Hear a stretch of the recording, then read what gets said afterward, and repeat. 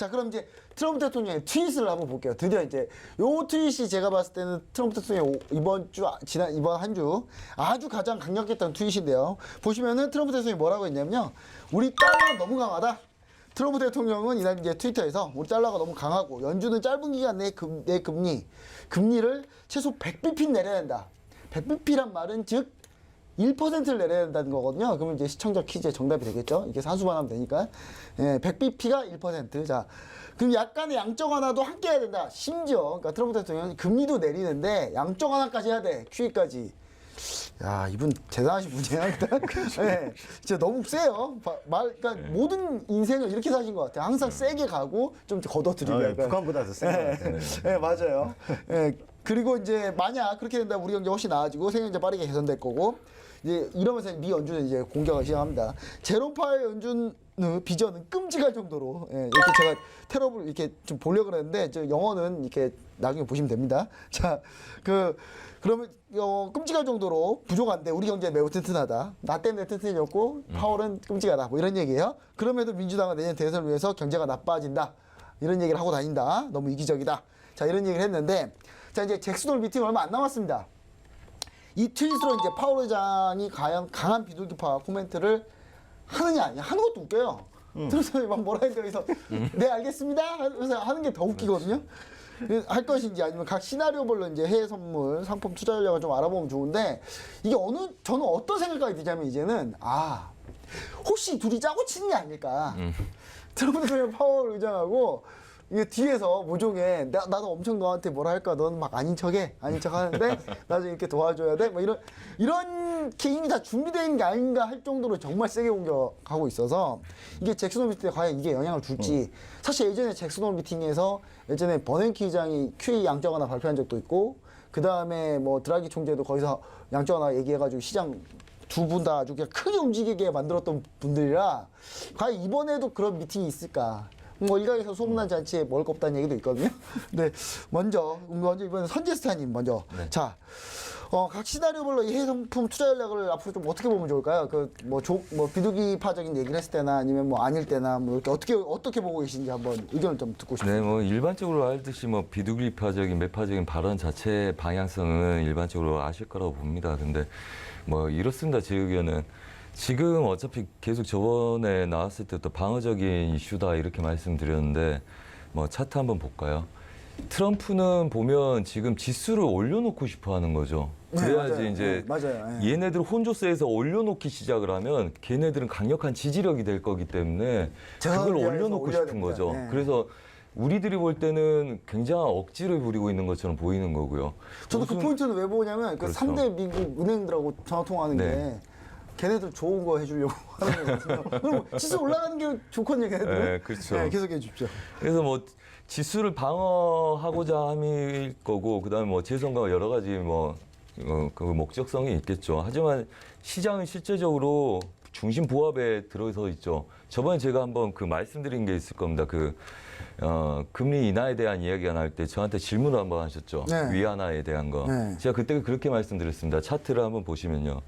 위안화 차트 보여주면서 얘기하셨잖아요. 네. 위안화는 7.200대 돌파 못한다. 못한다. 예, 네. 못한다 그랬어요. 그냥 금리 인하를 하든 못하든 찍고 갔네. 네. 찍고 갔네요. 안 찍었죠. 안 돌파 찍었어요, 못했죠. 아직? 202 네. 202 위에고 그 다음에 그날이 밑에, 여기였죠. 그 밑에 그래서 그날, 여기서부터 밀려서 7천이 넘어가서 트럼프가 이야기한 건데 얘네들은 찍을 자리였고 7천까지 그냥 보합될 거다. 그냥 냅둬라. 그래서 얘네들은 제가 리딩을 안 드렸지만 그때 방송을 해서 제가 이걸 먹었거든요. 매도 매수를. 그래서 그냥 시장 논리에 놔두면 되는데 트럼프는 의도가 그거죠.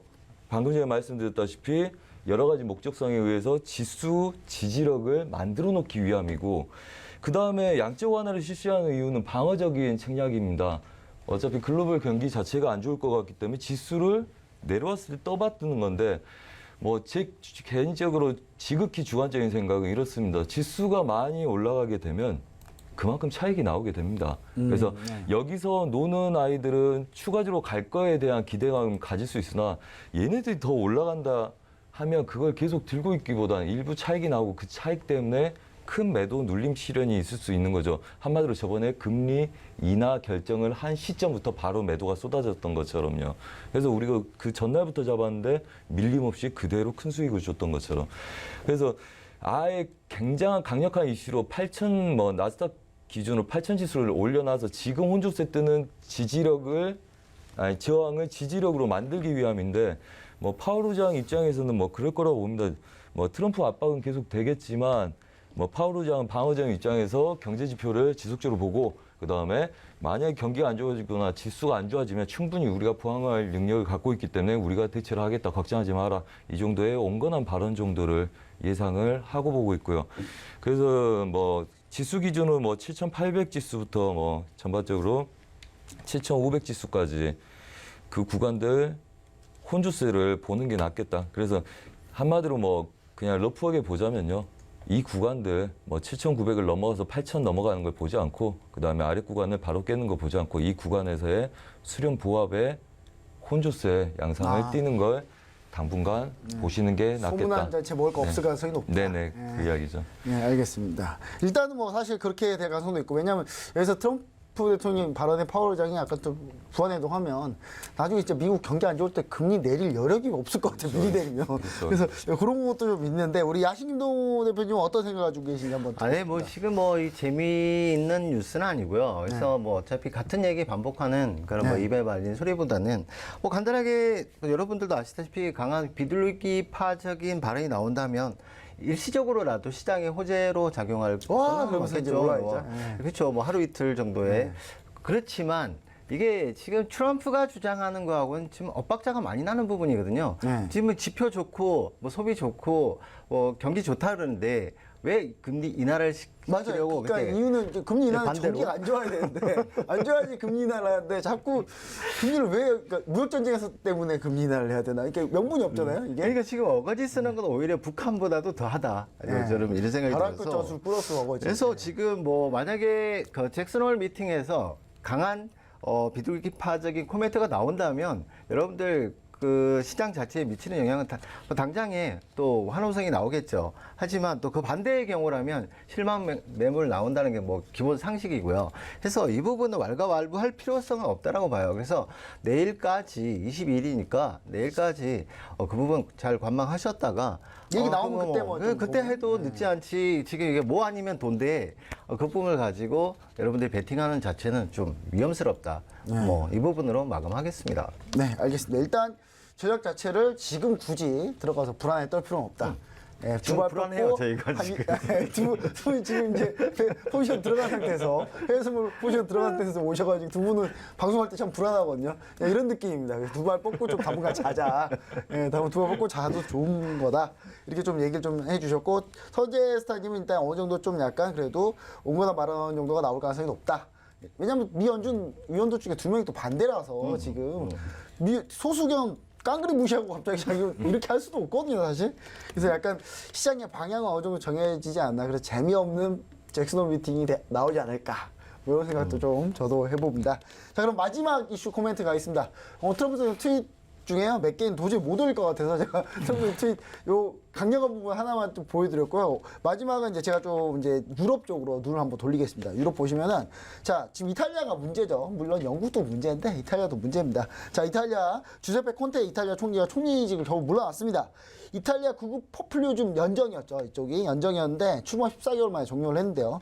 콘테 총리 같은 경우가 이제 극우 정당 동맹당하고 그다음에 반체제 정당 여기는 유로존 탈퇴하자는 데인데 오송운동 여기랑 이렇게 연정을 했어요. 연정을 했더니 당연히 성격 다른 두 명이 만나는데 뭐 잘 굴러가겠습니까? 14개월 만에 결국 깼는데 여기서 이제 실바니 부총리랑 이제 8일날 콘테 총리가 회동을 거친 다음에 결국 연대가 결렬이 됐습니다. 자, 연대 결렬이 됐는데 이러면서 이제 잘하면 이탈리아 같은 경우가 빠르게 뭐 총선 다시 해야 될 수도 있고 다시 갈 가능성이 있거든요. 그러면 또 오송운동이 정권을 잡을 가능성도 있는데 정권 잡으면 또 이탈리아 또 이탈리아도 유로존 탈퇴한다고 또 그럴 거란 말이죠. 근데 뭐 그럴 가능성이 아주 높진 않지만 근데 지금 이제 상황 자체가 이탈리아가 혼란이 있고 영국도 지금 총리 바뀐 뒤로 노딜 브렉시트로 막 달려가려고 막 지금 전력질주 하려고 하고 있어요. 자, 이런 상황에서 유로화 파운드. 자, 유로화 파운드 이 다음이 저는 궁금해가지고. 자, 파운드 많이 밀렸잖아요. 유로화도 밀렸고. 자, 이 다음 문제 어떻게 봐야 될까요? 유로화와 그다음 파운드의 전략을 한번 선제스타님 먼저 말씀 네. 부탁드립니다. 자, 뭐 유로는 지금 오전 중에 1.1110대 지지력에서 추가. 그러니까 어제 1.1120대 이 자리까지 목표를 봤었고요. 그다음에 다시 눌리면서 오늘 얘네들 매수를 드렸습니다. 예, 장기적으로는 1.11700대 부근까지 좀 러프하게 드린 거니까 그 부분까지 매수로 반등한다 보시면 되고요. 아, 반등사로. 그다음에 파운드는 이렇습니다. 전일 고가들이 다들 강합니다, 아직. 그래서 여기서부터 오전부터 눌리는 거고요. 우선은 이 구간들 1.12, 1.21, 30대야. 그다음에 저가 두 자리 지지력이 있는데 저가를 깨는 것보다는 지금 오늘 여기서 바로 반등, 유로처럼 바로 반등하는지 좀 관심 있게 봐야 되는데 어차피 내려오더라도 저가 깨지 않고 결국에는 1.12, 300대까지 반등을 노리시면 된다. 이렇게 말씀드리겠습니다. 반등 전략으로 약간 예, 이게 좀 터질 건 이미 다 나왔기 때문에 연전 붕괴 막 예상해서 불안해서 떨어진 거 이제 끝났고 붕괴됐으니 이제 사실 이제 이벤트 끝났고 그 뒤에 이제 좀 네, 기술적인 그래도 좀 더 반등을 낫다. 주는 거죠, 예, 이제. 알겠습니다. 자, 그럼 우리 야식 김동호 대표님은 유로화나 파운드 어떻게 보고 계시나요? 네, 뭐 간략하게만 말씀드려야 될 부분인 것 같아요. 지금 유로나 파운드화 자체가 지금 뭐 이탈리아 문제도 있고 브렉시트 문제도 있고 한데요. 사실 유럽 시장의 이런 정세들이 지금 미 시장하고는 크게 상관은 없는 것 같고요. 네. 우리나라 시장에도 그닥 큰 영향은 주지 못한다고 봐서 일단 굳이 신경을 쓰자면 유로와 파운드화의 그 두 가지 부분에만 말씀을 드리자면 유로나 파운드화는 이 두 가지의 그 유럽 정세나 뭐 이런 부분 제외하고라도 지금 달러 인덱스 자체가 워낙에 강하다 보니까 달러인생 뭐 정반대면 네, 서 있는 지금 거니까. 정반대 포지션을 갖고 있다 보니까 사실 기술적 분석으로 보면 지금 기존에 반등이 나와도 진작에 나왔어야 될 구간이라고 보여져요. 아, 네. 약간 근데 연계해서 보니까 유럽 시장이 지금 불안하고 뭐 그런데 강달러까지 있다 보니까 지금 계속해서 지속적인 약세가 있지 않나 싶어서요. 한 가지 팁만 드리자면 1.10650의 직전 저점만 훼손되지 않는다면 유로, 단기적으로 유로죠. 네. 네, 유로. 그래서 1.12000대까지는 단기 반등은 가능해 보인다. 그리고 잭슨홀 미팅 이후에 또 달러 인덱스의 움직임에 좀 변화에 좀 주시를 하시면서 그렇죠. 딱 잭슨 미팅이 딱 되면 달러 인덱스 방향을 한번 또 잡을 거니까요. 네, 그렇게 그때 보신다면 파운드와도 그거 비슷한 반대로 흐름으로 예, 보면 네, 그렇게 달러 보시면 될 것 인덱스 같습니다. 반대로 이렇게 보는. 그러니까 야식 김동호 대표님 약간 잭슨홀 미팅까지는 두 다리 뻗고 잘 잔 다음에 그거 보고 약간 달러 인덱스와 이렇게 반대로 되는 유로화 쪽 포지션 쪽 보고 계시는 그런 모습인 것 같습니다.